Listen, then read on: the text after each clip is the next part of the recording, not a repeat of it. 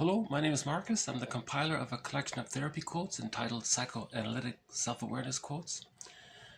This is a brief follow-up or continuation of TQ7 and TQ8, therapy quotes 7 and 8 from the video just made. In that last video, there was a brief reference to a comedy film where in the film somebody who was working as a therapist said she'd rather be called an existential detective. And I thought I might comment on that moment, why it's funny. There's a theory apparently called benign violation that most comedy has two parts. In the first part, there's some confusion or uncertainty, little tension, or what's going on. There's this slight worry, but it's not too bad. It's like a benign violation of your current expectations or something. And then the second part of the joke, or the punchline, I guess, you get it, you know what it is, you feel safe, and then, okay, you might laugh. So if there was tension there in the first part, and then you feel safe, if you do feel safer, then you would release that. So I thought about the therapist in the movie, why she would call herself an existential detective. Maybe there are a lot of therapists in her community or town or something, so she maybe didn't feel all that important or something. So if you, according to L. Brunning, if you can, from the mammalian brain's point of view, the old part of our brain that's still with us, from that point of view, whenever it can achieve a higher status, you feel safer. And when the mammalian brain feels safer, from its point of view, in comparison, it sends the person serotonin, and then you know you feel safer.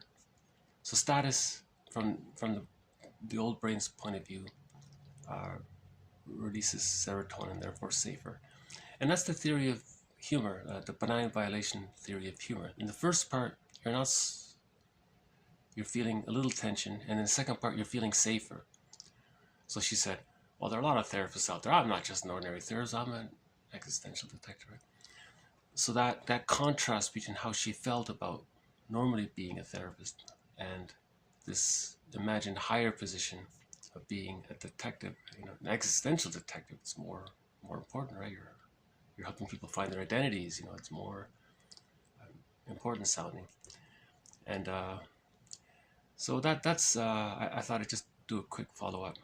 And you can think of almost any joke. The first part, there's tension. The second part, there's release. One comedian has a line. He says, "We can all live like nomads, where I nomad at you and you nomad at me." So the first part was, what? We can all live like nomads. What are you talking about? And then you hear the second part. Oh, okay, it's just a wordplay. It's safe. Nobody's mad. Oh, I get it. So it's that little transition from the. It's that transition between the parts. If there is that transition, if you feel safer, then you laugh, right? And it's just a theory, anyways. You can think of any knock-knock joke. Knock-knock, there's that confusion. What is there? What is suspense and uncertainty? And then you hear the follow-up part, and then you get it, and then you might laugh.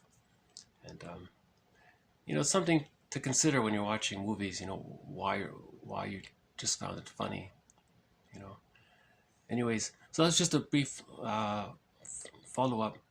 By the way, Edmund Burglar says an interesting thing about comedy. He says people who laugh at the same things tend to, in his opinion, have the same intrapsychic structure.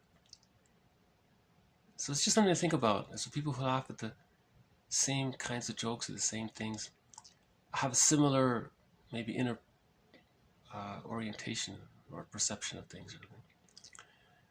Anyways, I'll make another video about that in the future. Okay, thank you. So this was part 2 of TQ7 and TQ8.